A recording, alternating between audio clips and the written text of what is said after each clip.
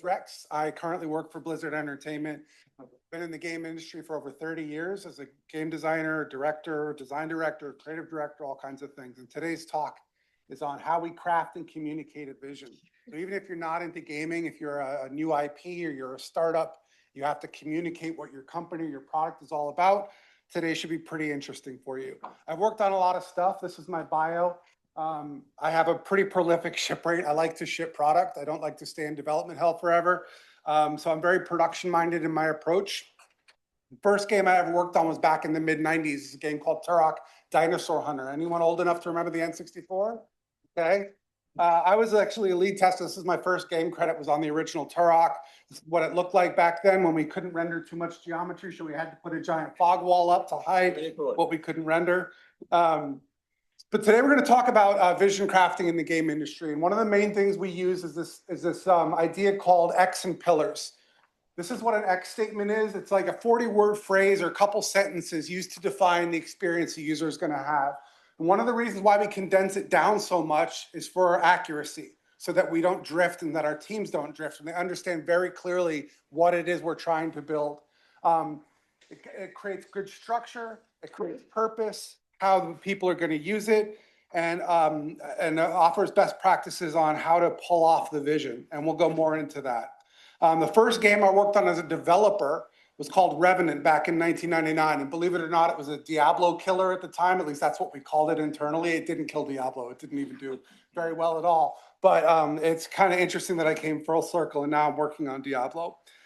So our X on Revenant was Diablo with a deeper story and fighting game feel. Oftentimes in game development, when we talk about our X statement, it's two other products that have already come out merged. And they do that with movies as well. Where we kind of missed was our story pillar, which was dark fantasy meets Evil Dead. Does anyone remember the Evil Dead movies? Yes, with Bruce Campbell, kind of over the top, silly almost. Well, that's what we tried to go through with our game. We made our character an anti-hero. He was kind of an asshole to everybody. It didn't go off too well with the reviewers. Some gamers love it, but it wasn't my best effort. I didn't really know what I was doing back then when I first started. So a few things about vision crafting. My job is to set vision and direction because I have a team of hundreds of people that are supposed to execute on that vision. And I work with game directors and art directors to make that happen.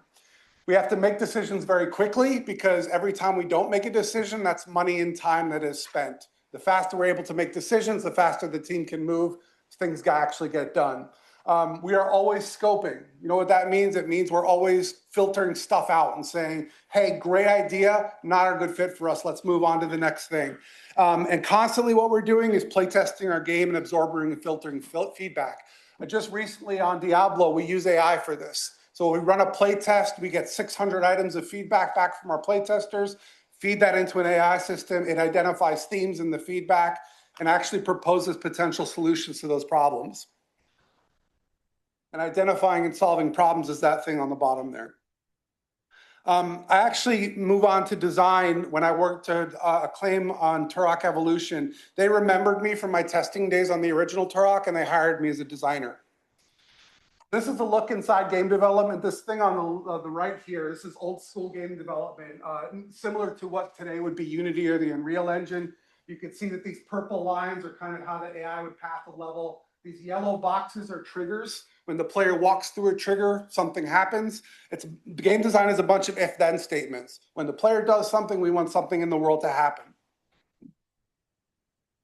So back then, my role as more of a microcosm of vision holding was I was a vision holder for individual levels. We write beat documents. A beat document is what happens moment to moment to moment. This happens and this happens and this happens. We go into pretty granular detail so that we don't drift in creative.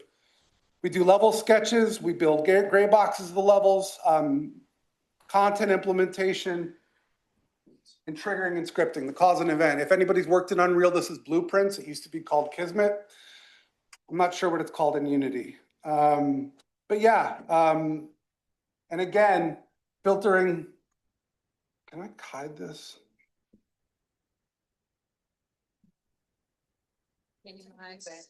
There's a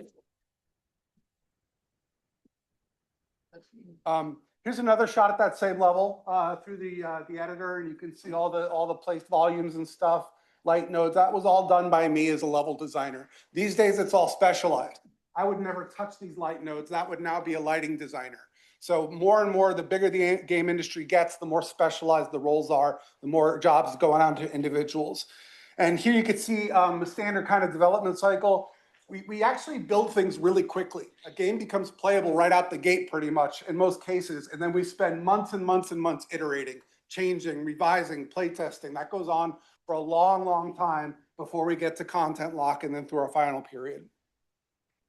A little bit more about creative management. What I've learned in my career, this first quote, credibility is easier to lose than it is to gain. It is exponentially more difficult to regain once it has been damaged. So what that means is you got to be very careful what you say and when you say it. Sometimes it's better just not say anything at all and just listen, especially in creative industries, but I'm sure this applies kind of globally. Autonomy is often the greatest motivator. So when you're a creative director or design director, too much granular direction robs people of their creative autonomy. You have to give them the box to play in and then let them play inside that box. The message is less important than how it is perceived. I've learned this lesson the hard way many times. You think, I've said something, I said it clearly, the person didn't hear it the way I meant it, and then we get deviation and problems. Mutual respect is the key to successful communication. We have this theory in game design, we use it at Blizzard as well, which is assume positive intent. Everybody wants to make a great game.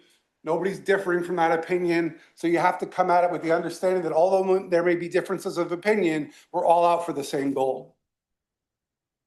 But finally, don't assume that other people's vision motivation matches your own.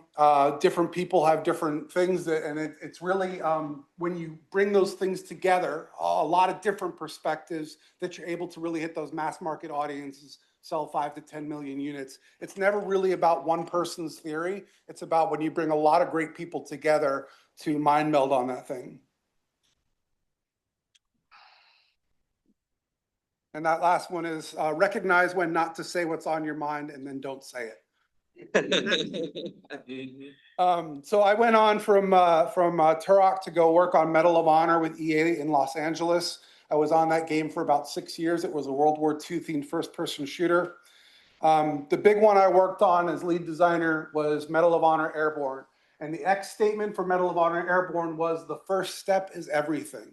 Now that's not a classic X statement because it doesn't really define the experience a user is going to have. It was more of a marketing statement. But the point of Medal of Honor Airborne was that you could drop from a plane and start anywhere. This is back in the day before open world was really a thing. And so the idea that you could start anywhere in a level and go in any direction was a really, really challenging design problem. And I'll show you a little bit about what that looks like in this video. Fire! How can that be? We're on the water! Who's shooting at us? That's not the enemy! It's our own goddamn Navy! Red light! Stand up!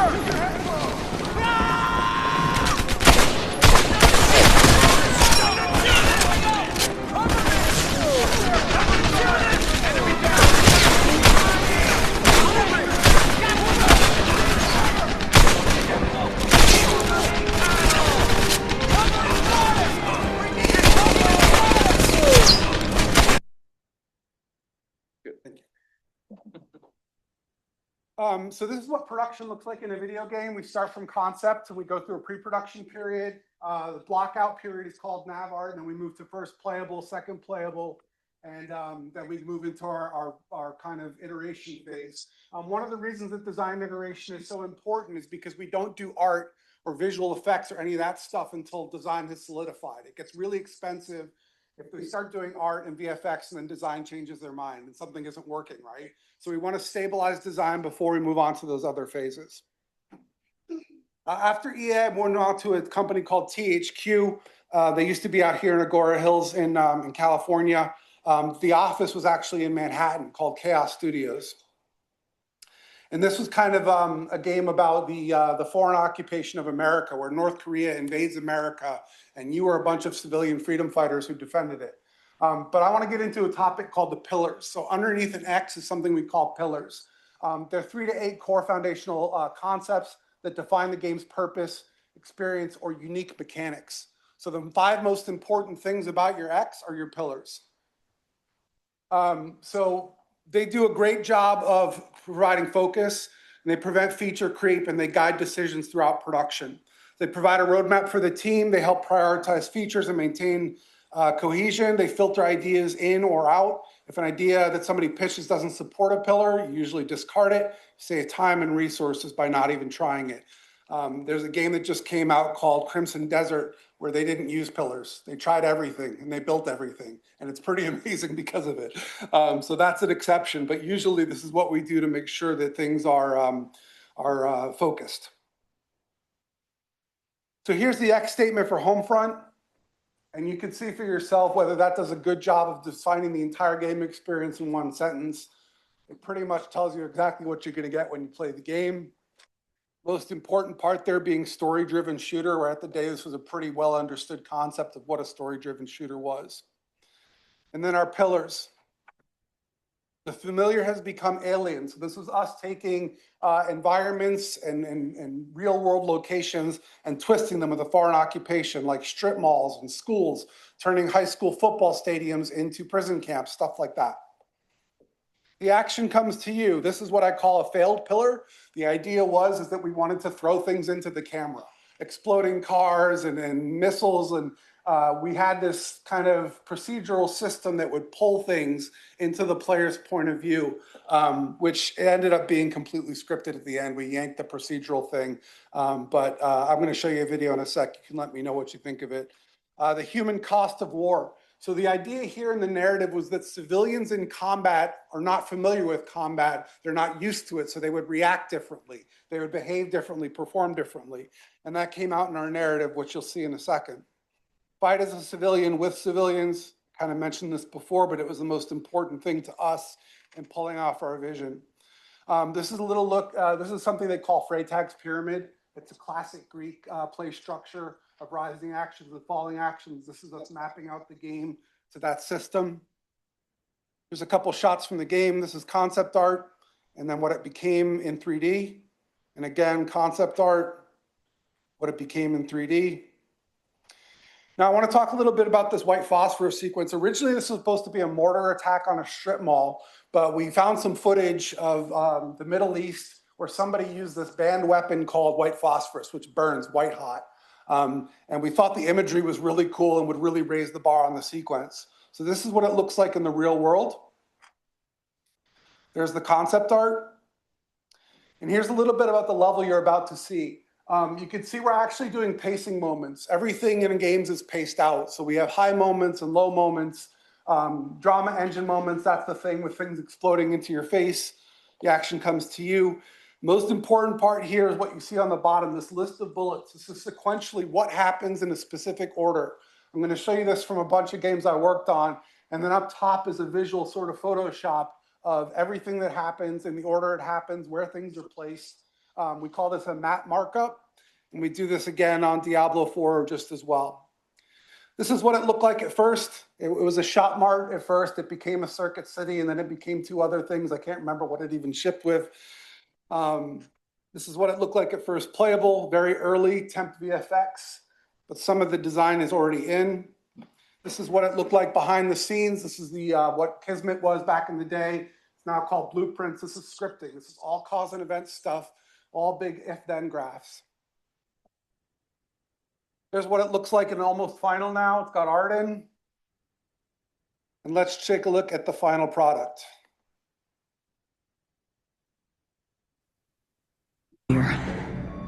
Here we go.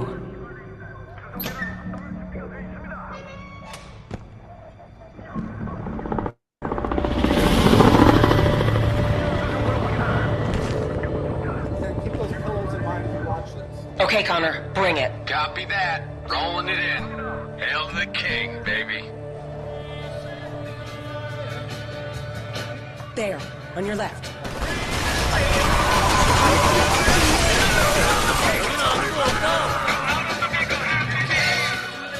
They're closing. Hopper, light the candle. Copy that. Launching white phosphorus.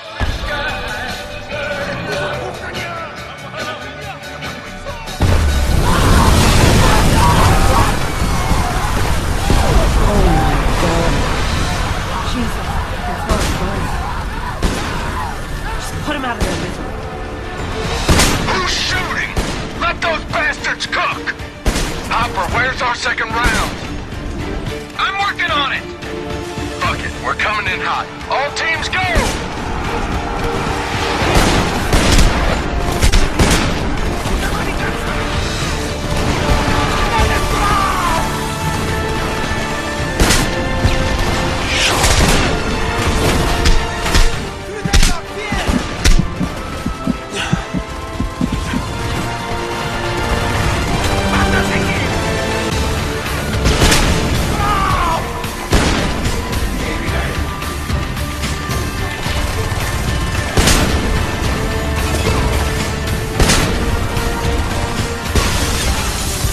Oh shit! Misfire!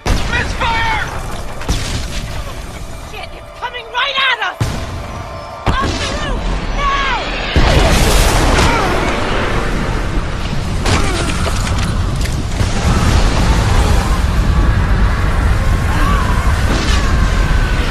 Get up!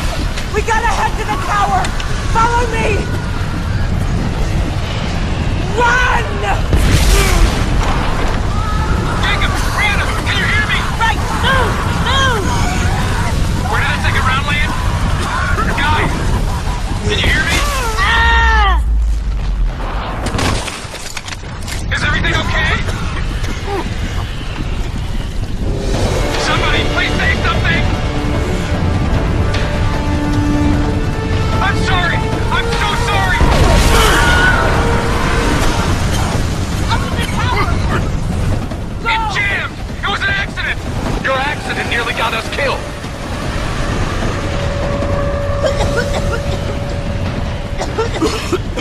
Take shallow! That's a little look at home front, and you can see how we captured the X and the pillars in there. A little bit more on creative management.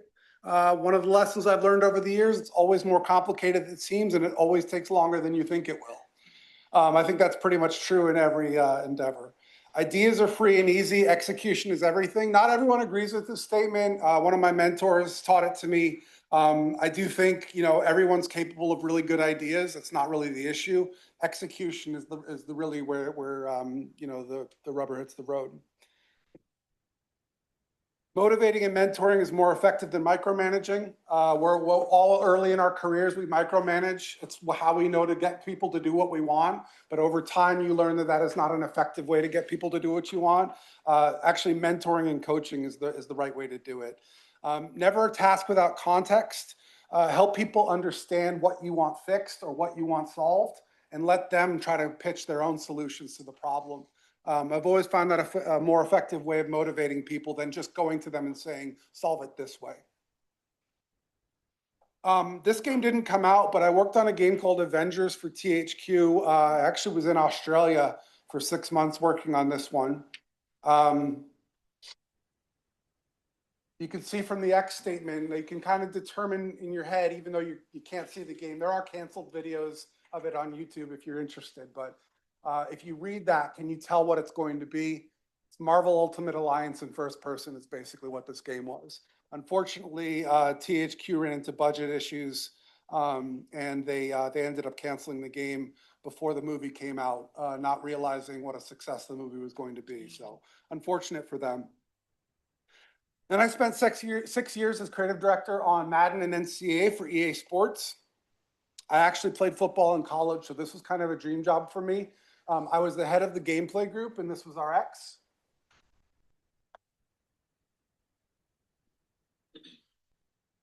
Now, this is all about validating pillars. How do we know if we're being successful at executing on our pillars? Does the X efficiently encapsulate the user experience? Do the pillars support the X? Do people understand the pillars? Are they digestible by the team? And are they aligned with the overall goals of the X? This is what we call pillar and X alignment. Are the leads aligned with the game director? This is really important. The leads are the execution arm. The directors are the ones setting the direction, but the leads then have to go out to their teams and execute. And so ensuring alignment between directors, first of all, and then between directors and leads is kind of critical to what we do. And then finally, the cost benefit analysis. Just because you can do something doesn't necessarily mean you should. The pillars are your razors that focus the creative. So again, proposed solutions don't mandate them. You're only effective as your ability to communicate with your team. You're never judged on what you don't ship. So that means it's okay to cut things. People will never know that it existed. Progress is not an indicator of quality. This is kind of an important one for me because you can make a lot of progress, but if it's all shit, you're gonna have to throw it out anyway and cost your team tons of money. So always be quality minded, do less better. So that brings us to today, and I'm working on Diablo as the lead designer on Vessel of Hatred expansion, and I'm a design director on Lord of Hatred, which ships in 2 weeks, end of April, April 28th. So this is our design process for open worlds. I know the guy after me, I forget your name, I'm sorry, is going to talk more about open world development, but this is a map of the Lord of Hatred campaign. This is how we start. The green line that you see going through it is the path the player takes as they go through the campaign. What we'll do after this is we'll mark up this map with tons and tons of Post-its. Like this happens here, this event happens here, there's an NPC here, a side quest there, a treasure box here, a dungeon there. And we'll do this software we call Miro. I don't know if anyone's ever used it, but Miro's collaboration software that allows everyone on the team to go in there and drop notes, ask questions, whatever. This is what it looks like when it's all tagged up. And these are descriptions over here of different things that happen. These are campaign quests, we have side quests, we have environments, and our narrative team kind of writes descriptions so that people understand what it is we're talking about. This is the walkthrough. This is the same thing as a beat document, but visualized in Miro form. So what you see here are different things that all amount to direction. Who's my follower at the time? What are the beats? What happens? What does the player need to know? What does the player, what should we not do? What is this beat not about, etc. Also on the bottom here, you'll see these colors. These are investment tiers. We have gold, silver, bronze. A gold tier beat is going to get more time in development than a bronze tier beat. That way we can focus our development resources to make sure we're not investing in the wrong things, right? Certain things we want to spend our money on, other things we're just going to build and let ride. I had to block some of this out because the game isn't out yet, but you can see here, this is a more macro view of the different beat things. Really important part right here is these Post-its on the side. This is how directors are communicating to the team. You can even see developers need to know, player must understand what this is not about, what we see, what we experience, content to avoid. And then up top here, you see even where we come up with fantasy statements for each beat so that the team understands what it is we're going for. And that's a little preview of Lord of Hatred. Thank you. I'm done.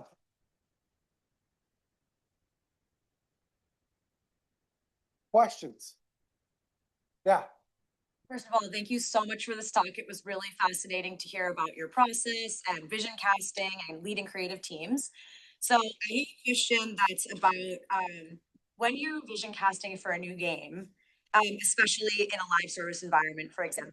I know there have been a lot of games lately that have come out, Highguard, Concord, that kind of have been out for 2 weeks and then maybe didn't like speak to the moment or where users were at. So you talked a lot about the vision casting, but is there a way to kind of be checking with users or with people in real time for games, especially live service, to make sure that it's going to land when it comes out, for So example? at Blizzard, we have a whole division called Global User Research. And throughout development, we're playtesting internally and externally. If something's not working, we realize it pretty early. And Global User Research will actually give us data back to tell us what's working, what's not working. For example, during development of Lord of Hatred, one of our primary things we got back from Global User Research was one of these characters we have in the game, their motivations weren't resonating with people. People didn't understand why the character was doing what they were doing. And that's a creative problem that we went to solve. I even threw it into an AI system to ask it a question to say like, hey, this character's motivations aren't resonating. What recommendations do you have? And it would spit back some potential solutions at me. So that's kind of one of the ways we do it. Live service is a little bit tougher, because even if internally, like people are having fun with it, they're a little close to it, you never know if it's going to resonate live. Sometimes for live service games, it might take a year or two before it truly hits its stride. Marathon that came out from Bungie recently is a pretty good example of that.